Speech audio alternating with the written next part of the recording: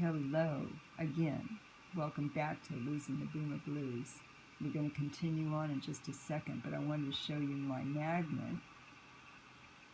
And I'm prepared to give some readings here in the Bay Area soon. And the first one's coming up here in July. My friend and I are going to do some readings. He's going to read his book, The Balding Book, and I'm going to read my book, Losing the Boomer Blues, to some people and see how it's received, and just like I've been doing for you guys. Maybe they'll buy my book and I'll be able to sign some and make a lot of people happy. Okay, so there's my magnet, and here is Losing the Boomer Blues, the story. Continuing from where we left off yesterday.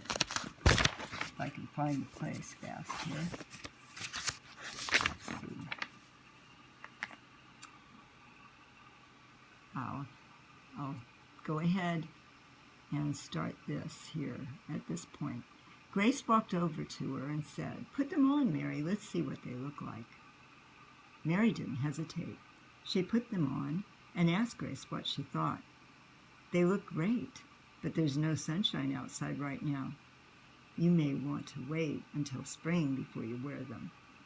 "I'm not waiting that long, Grace. There's sure to be some sunshine way before spring." Jane and Lucy were giggling and making silly comments about those sunglasses. They felt they were outdated and unfashionable.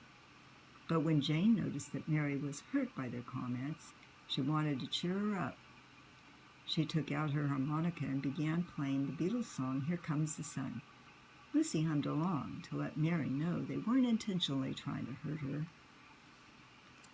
When they were done singing, Jane said, "Sorry, Mary, I didn't mean to hurt your feelings. The sunglasses are wonderful.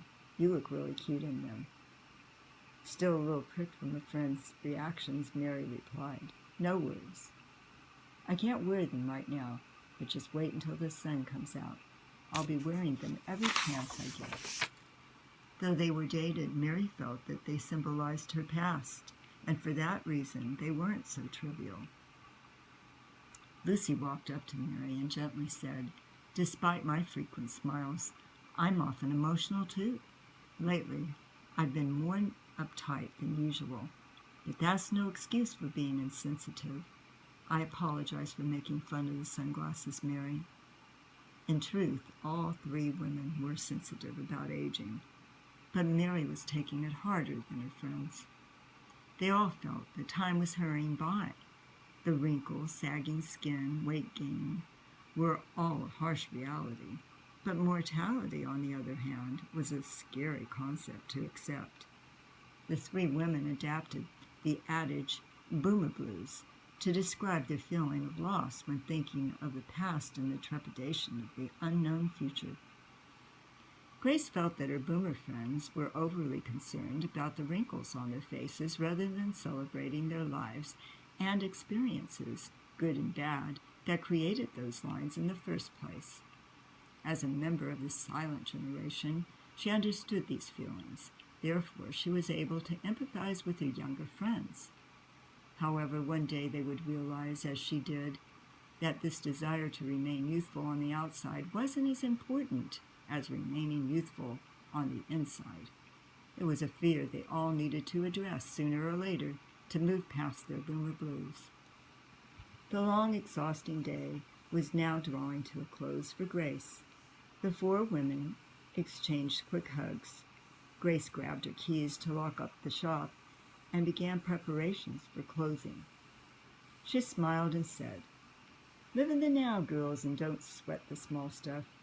Life's too short to anguish over regret and things you can't change." The three women put on their gloves, turned up their collars, and headed out into the dark winter evening, with Mary still clutching the slender eyeglass case in her hand. Walking up Clement, they headed home. They all lived relatively close to one another, but Jane, who lived in the opposite direction, noticed the 2 Clement bus approaching and decided to take it home. She boarded the bus and waved goodbye to her two friends who lived only a few blocks up from yesteryears. As Mary and Lucy continued walking up Clement, Mary mentioned that she felt the day they had just shared was one of her favorite kinds because it was about friendship and reflection. Once again, she expressed her delight in finding the sunglasses. "These shades called out to me, Lucy. I fell in love with them instantly. Who knows why they came into my life? All I know is that I can't wait to wear them. When the sun comes out, I'm putting them on, walking in the light of day and losing the boomer blues." "You go, girl. You'll lose those boomer blues in no time, Miss Mary Sunshine." Mary smiled, hugged Lucy goodbye, and they both went their separate ways. Jane. It was nearly 7 o'clock when Jane arrived home. Although her twins, Kelly and Catherine, had been out of the nest for years, she found herself still adjusting to the emptiness every time she entered the house. In their late 30s, the twins were raising families of their own and also pursuing careers. It was a balancing act common for their generation. Kelly, an architect, was working in Southern California. He and his wife, Cheryl, had 2 young children. Catherine and her husband, David, had a 4-year-old son, and they were both school teachers living in Half Moon Bay. Jane was grateful to live close to Catherine because she could enjoy frequent visits with her grandson, Harry. She and her husband, Bob, were thrilled to be grandparents and often had Harry over on the weekends when Catherine and David needed a romantic getaway. Bob Corey was a retired real estate agent. When he retired, Jane had hoped they'd spend quality time together during their golden years. Yet, after 3 decades of working, he now felt he had the right to pursue his passion, golf. A weekend golfer for years, now he was on the green every chance he got. He half-heartedly suggested that Jane take lessons and join him, but she had resisted making that commitment. When Bob retired, she had hoped they'd travel and frequently left cruise brochures on the kitchen counter. However, his lack of interest in them had resulted in 0 travel plans. She hadn't given up yet, though. For some time, she'd been planning to speak to Grace about assisting her at yesteryears. While Grace did her best to hide her limitations, it was apparent to Jane that she was starting to show signs of slowing down.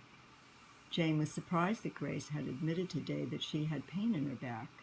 To acknowledge any physical limitation was uncharacteristic of her.